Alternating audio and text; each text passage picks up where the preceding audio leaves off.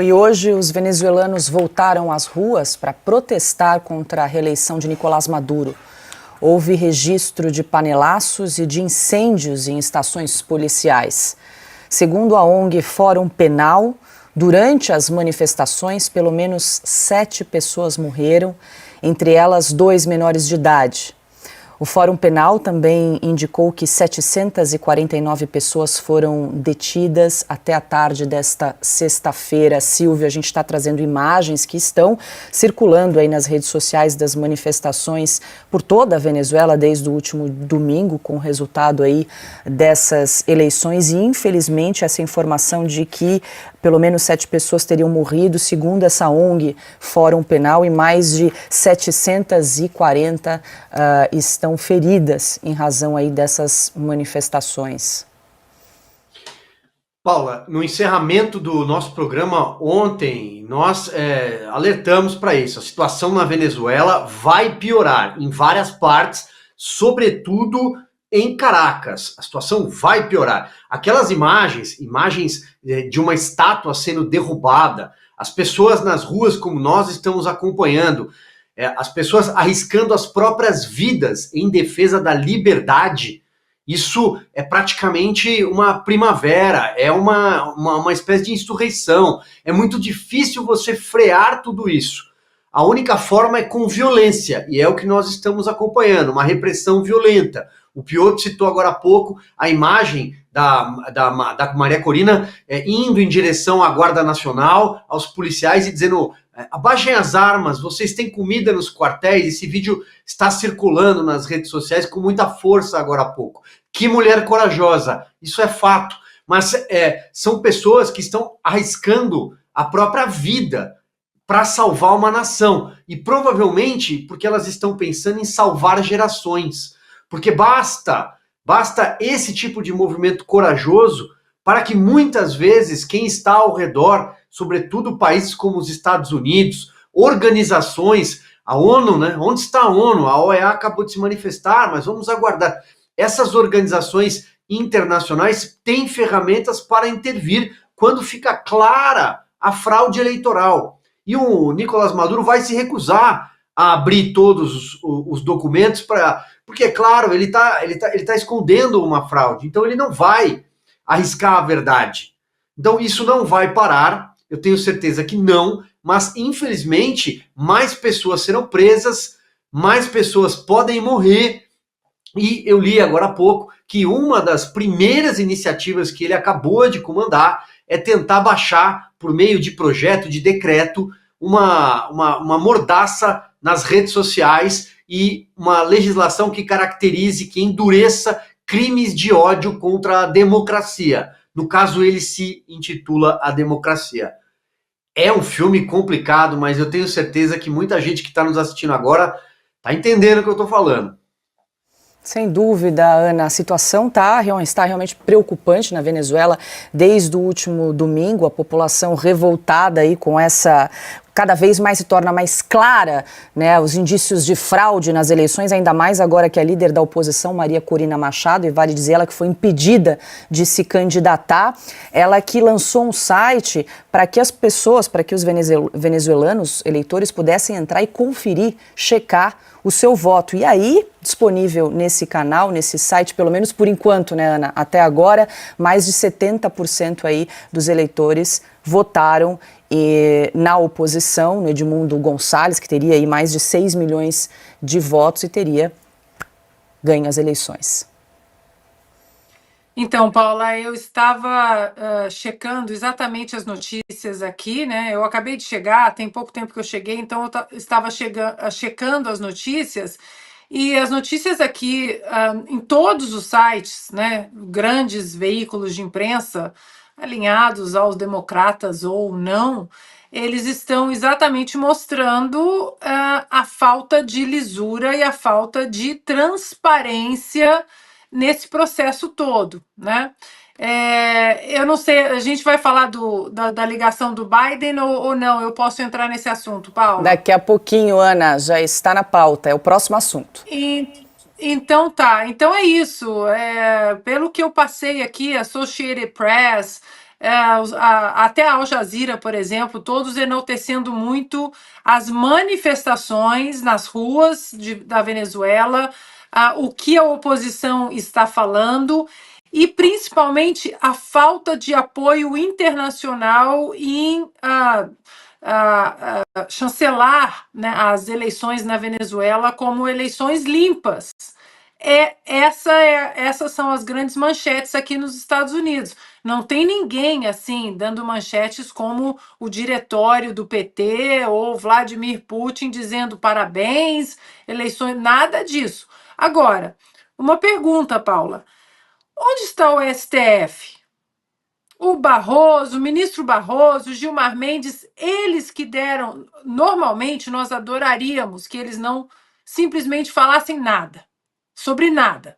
Só falassem aquilo que é pertinente aos autos de inquéritos e falassem nos autos. Mas já que eles falam de tudo, eles falaram das eleições na França, eles falaram das eleições na Venezuela, eles falaram das eleições nos Estados Unidos. Eles não vão comentar nada, nenhuma declaração sobre isso aí que o mundo está vendo, essas imagens, o que está acontecendo, a falta de lisura, porque o Supremo Tribunal Federal, com o seu puxadinho ali, que é o TSE, não enviou, né, observadores. Eles não vão falar nada, vão continuar nesse silêncio? Deixa eu aproveitar antes de rodar aqui e chamar o vídeo que o Silvio citou da líder da oposição, Maria Corina Machado. Chicos, no estamos haciendo nada. Muchachos, estamos acá, guardias nacionales. Esta lucha es por ustedes. Esta lucha es para sus hijos. Suelten las armas. Suelten las armas. Usted sabe. Esto que estamos haciendo para unir a Venezuela, para salvar a Venezuela. Usted lo sabe. Ustedes lo saben. ¿Acaso tienen alimentos en sus casas? ¿Acaso tienen alimentos en los cuarteles? Les pregunto. ¿Están bien armados? ¿Están bien equipados? ¿Cómo están sus botas? ¿Cómo están de municiones? Por Dios, esta lucha es para salvar a Venezuela y lo necesitamos a ustedes. ¡Suelten las armas! Tá aí, Silvio, ela fala várias vezes, né? Essa luta é para salvar a Venezuela, fala para a Guarda Nacional, essa luta é de vocês também. Essa era a frase que eu ia citar, que você acabou de citar, Paula. Ela falou, essa luta é de vocês, baixem as armas. Até quando vocês vão lutar? O recado é esse, até quando vocês vão lutar por um presidente que é corrupto e que fraudou o processo eleitoral? E a frase mais forte é, vocês têm comida nos quartéis? Tem comida na casa de vocês? Porque a maioria das pessoas não tem. Esse ponto aí, eu tinha visto antes uma descrição, mas ela está dizendo, ela está pegando por algo que obviamente ela conhece, que provavelmente não está chegando na base, ou seja, dos militares, esse estado de bem-estar social venezuelano da ditadura que compreende provavelmente os oficiais de mais alto posto, né? Porque quando dizem, vocês estão bem armados, ou seja, provavelmente está faltando dinheiro agora para equipamento das Forças Armadas ou Forças Policiais, está faltando dinheiro para pagar esses soldados que estão só neste momento por uma questão de hierarquia e obediência, disciplina, que é uma lógica militar no mundo inteiro, mas ela começa a chamá-los justamente a essa luta em favor da Venezuela, colocando deficiências que provavelmente eles estão vivendo, como soldados, não só, obviamente, na casa deles, mas também nos quartéis. É uma informação que lá atrás, eu me lembro, que havia um cuidado muito grande de não faltar nada para os militares, inclusive aos soldados, né? Esses eram os que recebiam primeiro na Venezuela, porque era a garantia de manutenção da ditadura do Maduro. A situação da Venezuela é tão ruim economicamente que, como tudo, um país que cai 62% do PIB em 10 anos não vai sobreviver por muito tempo. Mais as sanções justamente pela questão dos direitos humanos. E aí ela está chamando justamente pela questão de, olha, nem isso vocês mais têm, ou seja, o que vocês tinham no passado já não tem mais, isso está acabando. E só pegar aqui, o Silvio fez menção, cadê, a Ana, né? Cadê essas entidades internacionais? No direito internacional, quando se fala em soberania, a soberania de um Estado sobre seu povo, ele tem um limite. E os limites são todos de direitos humanos e contra associações. Ou seja, se você vai lá e acaba com um partido, que é o caso, persegue opositores, o país não tem mais direito a alegar soberania para dizer, olha, vocês não podem me invadir. Direitos humanos, a mesma coisa, é o que está acontecendo. Então, o argumento da soberania que provavelmente a esquerda latino-americana vai usar para dizer, olha, vocês estão querendo invadir um país soberano, a soberania internacional não compreende quando você comete crimes contra a humanidade, o seu próprio povo, e crimes contra associações, nós estamos falando de associações partidárias, que é o caso da Venezuela. Augusto, muita gente aqui se manifestando, falando da Maria Corina, né, mulher corajosa, grande mulher, porque realmente ela de maneira pacífica ali, né, contesta, enfrenta e questiona a Guarda Nacional, né, fala várias vezes, essa luta é de vocês, essa luta é da Venezuela. E há muitos anos, né, eu tive o prazer de entrevistar a Maria Corina ainda no Roda Viva. Ela já se mostrava uma mulher muito inteligente, muito coerente, combativa, né? Uma mulher de fibra, valente. E foi, graças a ela, o mundo, né, dos democratas deve a ela a união da oposição, né? Ela era candidata natural à presidência da República, sempre foi.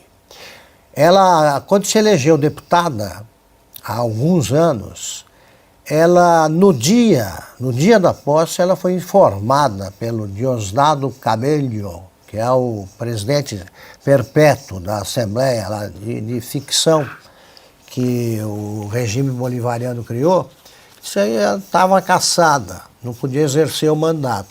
E sempre com essas acusações, casos de corrupção, então eles inventam o que convier. E falou que ele não podia assumir, ela não pôde assumir, continuou na oposição. Conseguiu unir a oposição, se candidatou, foi vetada pelo Maduro, olha a democracia venezuelana. Lançou outra candidata, que tinha era homônima, né? Também Corina. Não pôde ser candidata, a segunda Corina. Ela, então, apoiou o terceiro candidato. E com o apoio, claro, ostensivo dos demais líderes da oposição. E agora, né, numa situação de perigo real, né, tem demonstrado a mesma valentia que marca a trajetória dela. É, né? Uma grande figura. Eu tenho muito respeito por pessoas que agem com essa coragem numa situação desse tipo. Por muito menos a gente vê brasileiros que nós julgávamos conhecer de perto aí recuando, né, ou silenciando. Essa Maria Corina, ela atende às melhores expectativas, né? Quando eu vi pela primeira vez, fiquei bem impressionado. E, felizmente, ela não se enquadra na turma que é atingida pela frase, de novo, do grande Milor Fernandes. Como eu admiro as pessoas que eu não conheço bem, né?